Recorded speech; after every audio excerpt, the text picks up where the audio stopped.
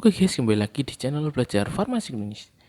Kali ini kita akan belajar tentang terapi HIV, pemantauan pasca terapi, dan lini terapi. Nah, ini contoh-contoh obat ARV ya guys, antiretroviral untuk terapi HIV. Langsung saja kita mulai belajarnya.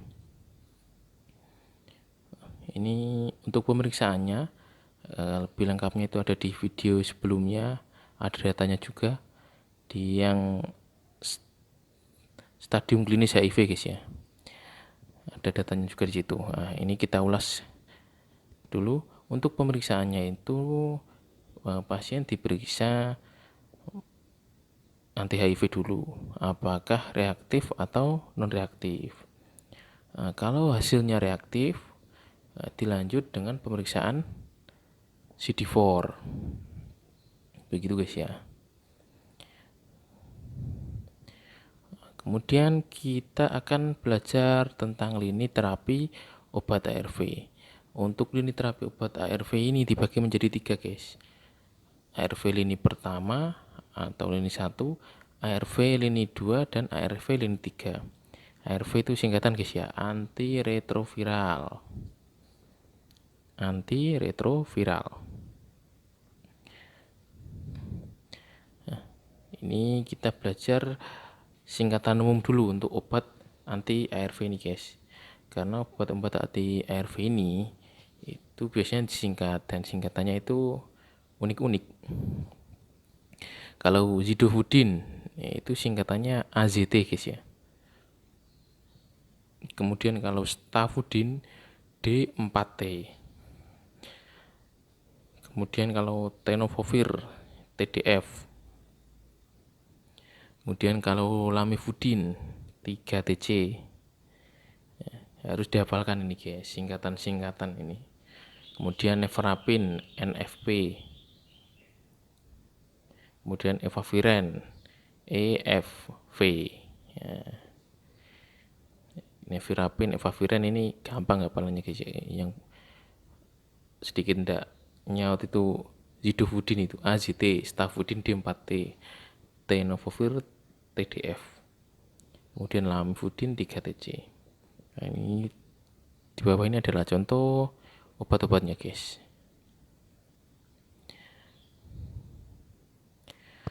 Kita masuk ke panduan ART antiretroviral ya, lini pertama, ART atau ARV ini guys ya. Kita mulai dulu. Untuk panduan lini pertama berikut ini berlaku untuk ODA. ODA itu singkatan guys ya, panjangannya itu orang dengan HIV/AIDS yang belum pernah mendapatkan ARV sebelumnya. Jadi baru pertama guys ya, lini pertama itu diberikan pertama kali pasien terdiagnosa HIV.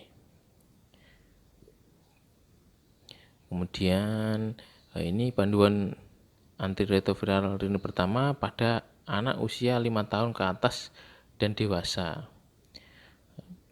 Ya, contoh langsung ke panduan pilihannya itu TDF. TDF apa tadi? Lali. TDF itu tenofovir ya guys ya. Ditambah 3TC. 3TC apa guys? Lamivudin. Kemudian ditambah EFV, itu efaviren guys ya, dalam bentuk KDT. KDT ini singkatan juga guys, kepanjangannya itu kombinasi dosis tetap. KDT, kombinasi dosis tetap. Kemudian untuk ARV ini mesti dia digunakan dalam bentuk kombinasi guys, tidak digunakan sebagai dosis tunggal. Jadi harus dikombinasi guys ya. Kombinasinya itu ada rumusnya guys, 2 NRTI tambah 1 NNRTI. Oke guys, sekarang kita akan melihat apa itu sih NRTI dan NNRTI.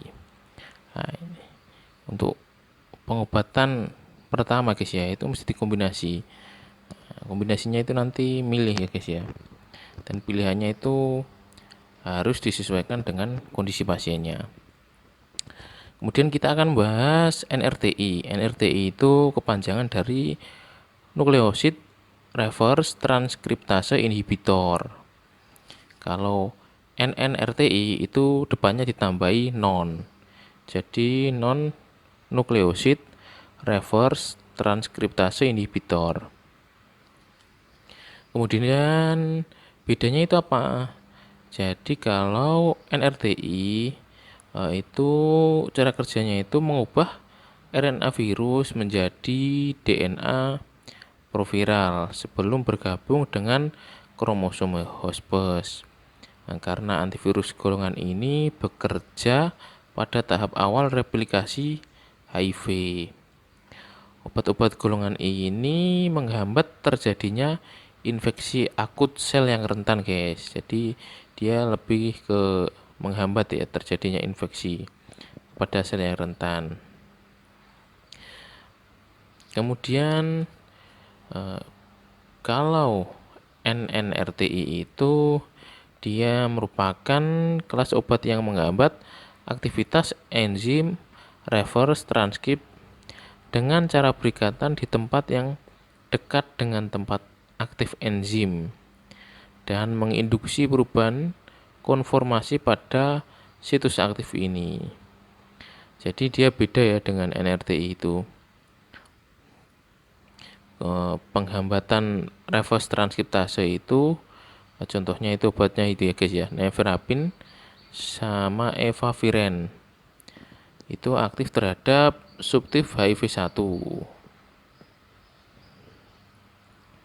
Kemudian kita lanjutkan.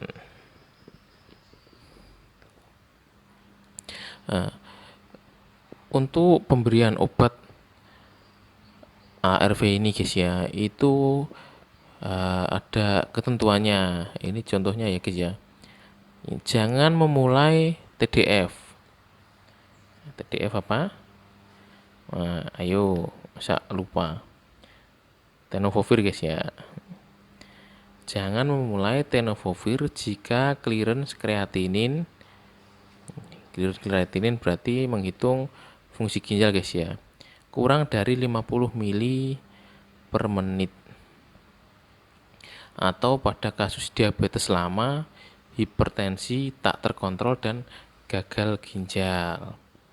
Jadi tenofovir ini tidak diberikan guys ya, tidak direkomendasikan untuk pasien dengan clearance kreatinin kurang dari 50, kemudian kasus pasien DM, hipertensi tak terkontrol dan gagal ginjal guys ya. Nah, biasanya itu kan sudah paket KDT guys ya, kombinasi dosis tetap ini. Nah, ini yang Duviral itu lamivudin, zidovudin. Kemudian NRTI yang digunakan itu nevirapin. Berarti ambil satu dari NRTI ke 1, kemudian NRTI kedua, kemudian satu dari NNRTI. Tenofovir ini tidak direkomendasikan guys ya pada kasus seperti tadi. Kemudian jangan memulai AZT. AZT ini zidovudin ya guys ya. Jika HB itu hemoglobin kurang dari 10 gram per desiliter sebelum terapi. Jadi pemberian zidovudin ini juga memerlukan waktu khusus guys ya. Harus melihat hemoglobin pasien dulu. Kemudian selanjutnya poin yang ketiga itu kombinasi 3 3 dosis tetap yang tersedia, yaitu tenofovir, lamivudin, dan efavirenz. Kalau yang tadi kan lamivudin, zidovudin jadi satu, kemudian nevrapinnya dipisah. Ini ada kombinasi dosis tetap, itu jadi 3 obat ini, tenofovir, lamivudin, dan efavirenz jadi satu guys ya. Itu ada. Kemudian ini panduan antiretroviral ini pertama pada anak usia kurang dari 5 tahun nih guys ya. Untuk panduan ini juga sama guys ya, sama dengan anak di atas 5 tahun dan dewasa, begitu guys ya.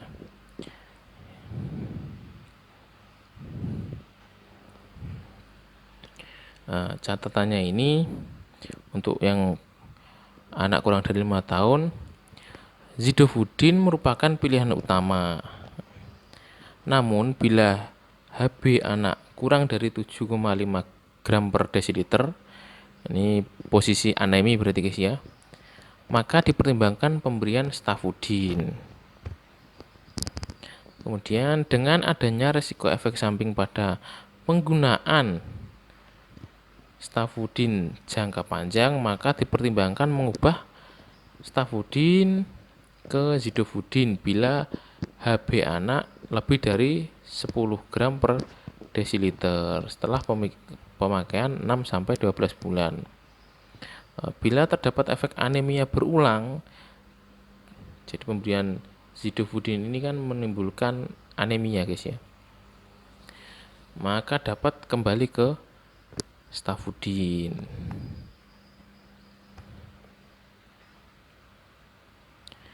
Kemudian ini selanjutnya, tenofovir saat ini dapat digunakan pada anak usia di atas 2 tahun. Selain itu perlu dipertimbangkan efek samping osteoporosis pada tulang anak yang sedang tumbuh, karena penggunaan ARV diharapkan tidak mengganggu pertumbuhan tinggi badan. Jadi efeknya tenofovir ini menyebabkan osteoporosis guys ya. Kemudian efavirenz dapat digunakan pada anak lebih dari 3 tahun atau berat badan lebih dari 10 kg. Jangan diberikan pada anak dengan gangguan psikiatrik berat. Efavirenz adalah pilihan pada anak dengan tuberkulosis. Jadi efavirenz ini direkomendasikan jika posisi anak tersebut juga mengalami tuberkulosis guys. Kemudian selanjutnya, jika berat badan anak memungkinkan, sebaiknya menggunakan KDT, kombinasi dosis tetap.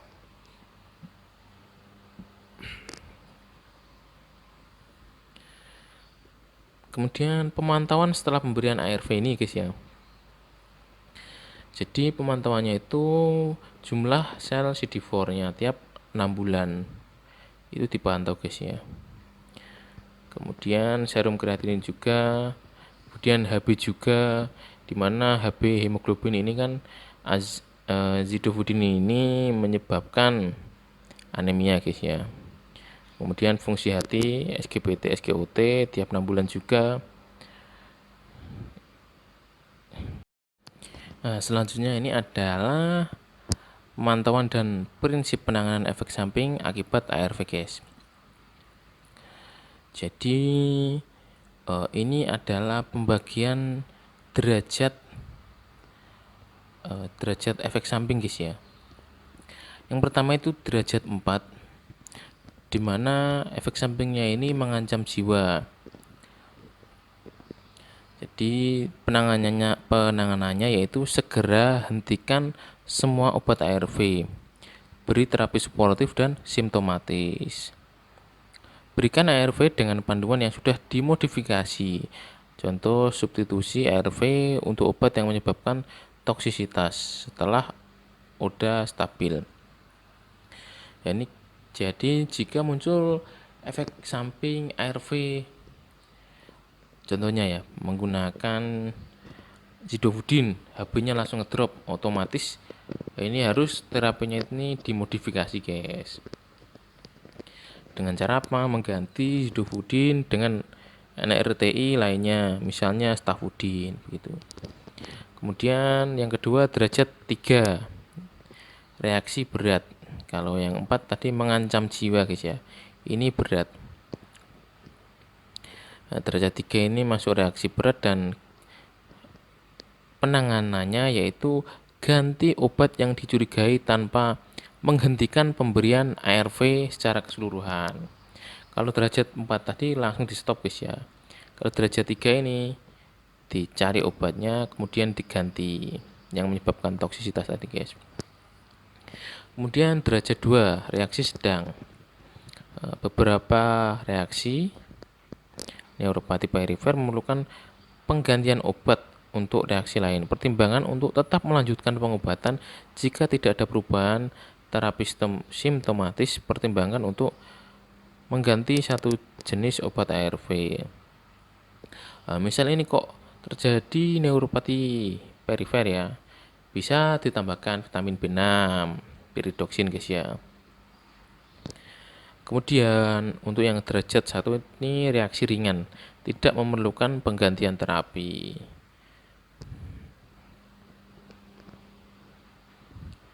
Kemudian lanjut.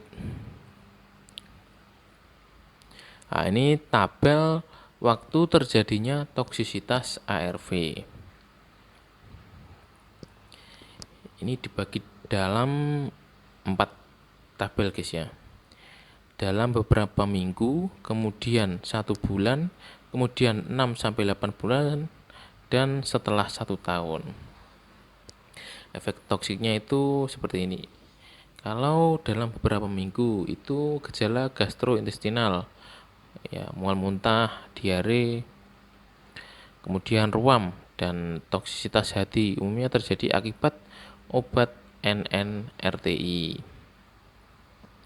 Kemudian dari 4 minggu dan sudahnya itu posisi 1 bulan itu bisa supresi sumsum tulang yang diinduksi obat seperti anemi ya. Anemi ini tadi disebabkan karena penggunaan Zidovudin guys ya. Penyebab anemia lainnya harus dievaluasi dan diobati. Misal terjadi pendarahan itu kan harus diobati dulu guys ya. Kemudian 6-18 bulan ini disfungsi mitokondria terutama terjadi oleh obat NRTI termasuk asidosis laktat, toksisitas hati, pankreatis, neuropati perifer, miopati. Asidosis laktat jarang terjadi dan dapat terjadi kapan saja, terutama dikaitkan dengan penggunaan D4T, Stafudin guys ya. Tapi jarang. Stafudin ini menyebabkan asidosis laktat tapi jarang. Kalau Zidovudin itu menyebabkan HB-nya menurun guys ya, penurunan hemoglobin. Itu jelas. Kemudian setelah 1 tahun itu disfungsi tubular renal dikaitkan dengan TDF, tenofovir guys ya. Ya, tadi adalah panduan ARV lini pertama guys ya. Bisa kita ulas lagi, yaitu menggunakan 2 NRTI dan 1 NNRTI. Begitu ya guys, rumusnya mudah. Untuk di atas 5 tahun dan di bawah 5 tahun itu kita sebut rumusnya sama guys ya, 2 NRTI dan 1 NNRTI. Kita lanjut ke ARV lini kedua pada remaja dan dewasa ini guys ya. Jadi ARV lini kedua ini diberikan jika posisi sudah menggunakan ARV lini pertama tetapi tidak terjadi perubahan guys ya. Nah, parameternya apa? Parameternya yaitu yang utamanya adalah CD4. Nah, kita baca dulu. Resistensi silang dalam kelas ARV yang sama terjadi pada mereka yang mengalami kegagalan terapi. Resistensi terjadi ketika HIV terus berproliferasi meskipun dalam terapi ARV. Jika kegagalan terapi terjadi dengan panduan NN-RTI dan 3TC, 3TC ini lamivudin guys ya, hampir pasti terjadi resistensi terhadap seluruh NN-RTI dan 3TC. Berarti positif terjadi resistensi untuk efavirenz, nevirapin, dan lamivudinnya guys. Penggunaan ARV menggunakan kombinasi 2 NRTI ditambah 1 BOS PI ya. Ini adalah tambahannya ARV lini kedua guys. Jadi 2 NRTI tambah BOS PI. PI ini adalah singkatan ya guys ya. PI ini protease inhibitor. Kemudian prinsip pemilihan panduan ARV lini kedua adalah pilih kelas obat ARV sebanyak mungkin. Dan bila kelas obat yang sama akan dipilih, maka pilihlah obat yang sama sekali belum dipakai sebelumnya. Jadi kok misal pertama dia menggunakan zidovudin ya guys ya. Zidovudin, lamivudin, nevirapin. Ini kan lini pertama, gagal. Mau terapi lini kedua, berarti jangan menggunakan zidovudin lagi. Misal menggunakan stavudin ya. Stavudin, kemudian tenofovir ditambah BOS PI ini. BOS PI ini itu juga dikombinasi guys. Kombinasi BOS PI ini itu yaitu lopinavir dan ritonavir guys.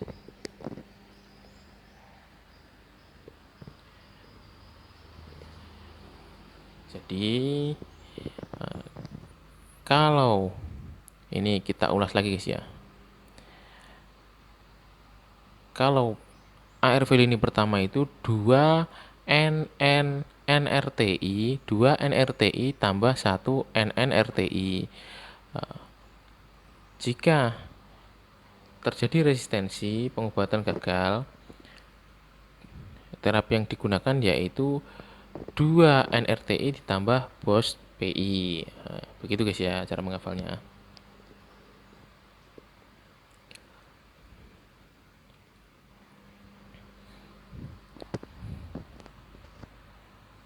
Nah ini contohnya guys ya.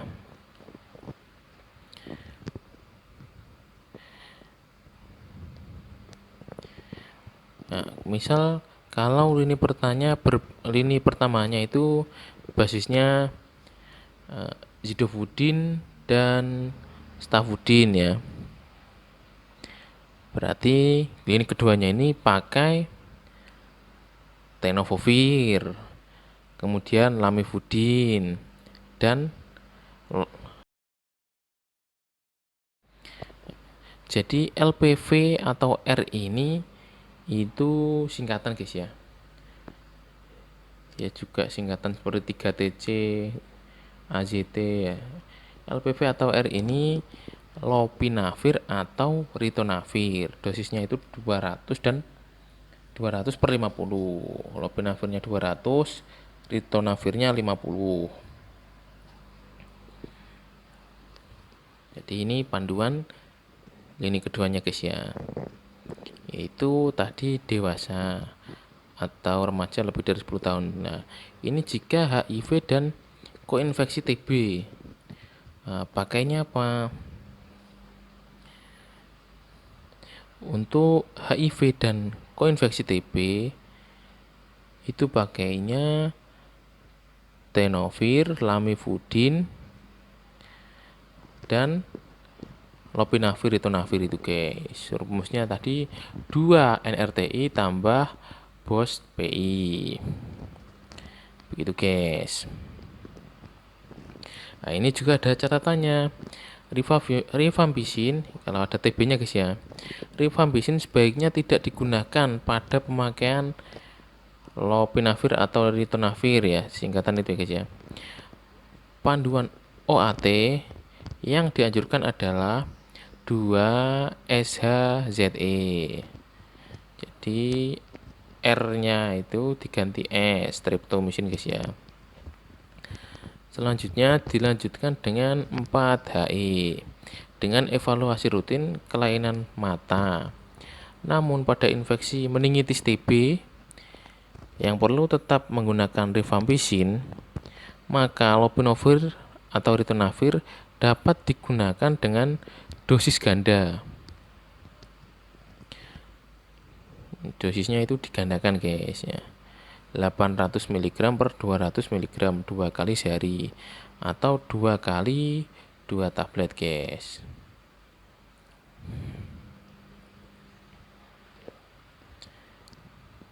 Kemudian tadi kan ini kedua dewasa ya guys ya. Ini kalau anak seperti apa? Untuk ART lini kedua pada anak itu contohnya ini ya. ABC itu bikavir katanya guys ya. Itu juga masuk lini ketiga guys ya. ABC itu. Nah, ini kita pakai yang TDF dulu misalnya. Berarti lini kedua untuk anak itu yang digunakan adalah tenofovir ditambah lamivudin ditambah lopinavir atau ritonavir. Jadi sama, aslinya itu sama antara anak dan dewasa itu sama. Nah, ini ada catatannya.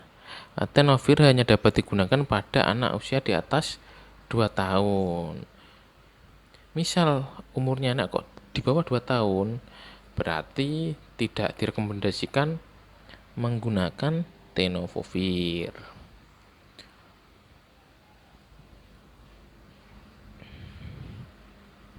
Nah, ini panduan ARV lini ketiga.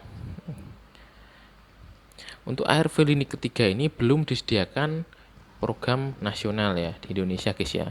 Jadi di Indonesia ini masih dalam kategori lini pertama dan lini kedua.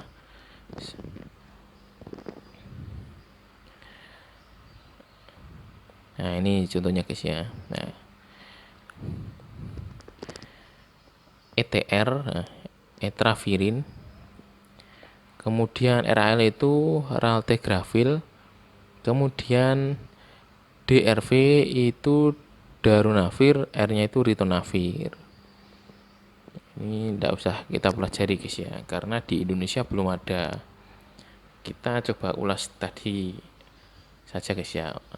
Untuk yang terapi lini pertama itu 2 NRTI ditambah 1 NNRTI. Jika gagal menggunakan terapi lini kedua, rumusnya yaitu 2 NRTI ditambah ditambah BOS PI, tidak usah satu-satuan. Selanjutnya, tadi kan kita sudah belajar tentang rumusnya ya guys ya, lini pertama dan lini kedua.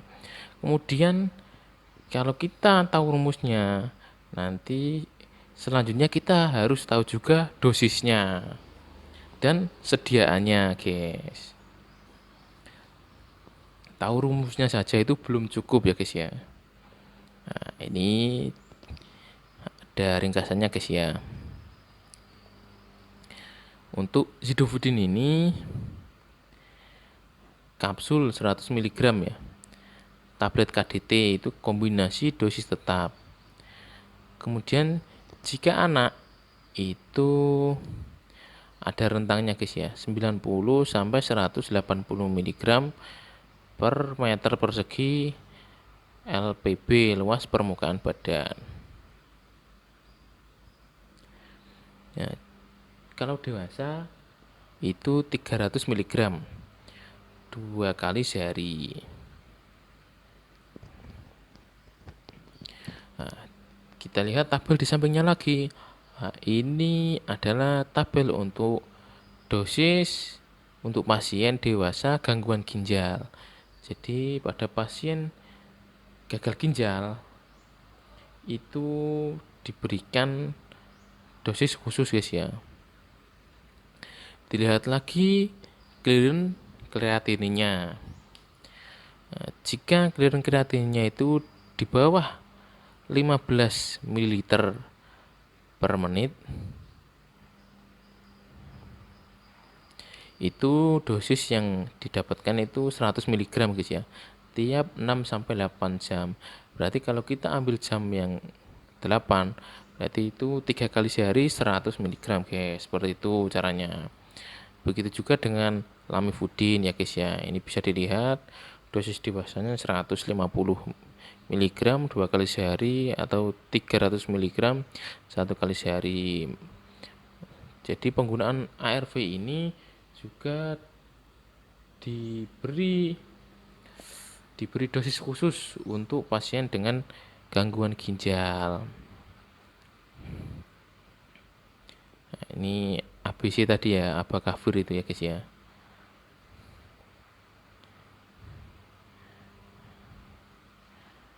Selanjutnya stafudin, dosis anak 1 mg per kilogram per dosis 2 kali sehari. Berarti misal bobotnya 15 kg, berarti ya dia 15 mg guys. Nah, ini jika berat badan lebih dari 30 kg seperti dewasa. Dosis dewasanya itu 30 mg 2 kali sehari. Kemudian ada dosis penyesuaian lagi untuk pasien dengan gangguan ginjal guys. Ini emtricitabine,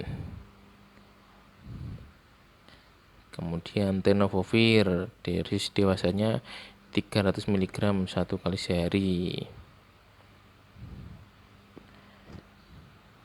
Kemudian ini nevirapin,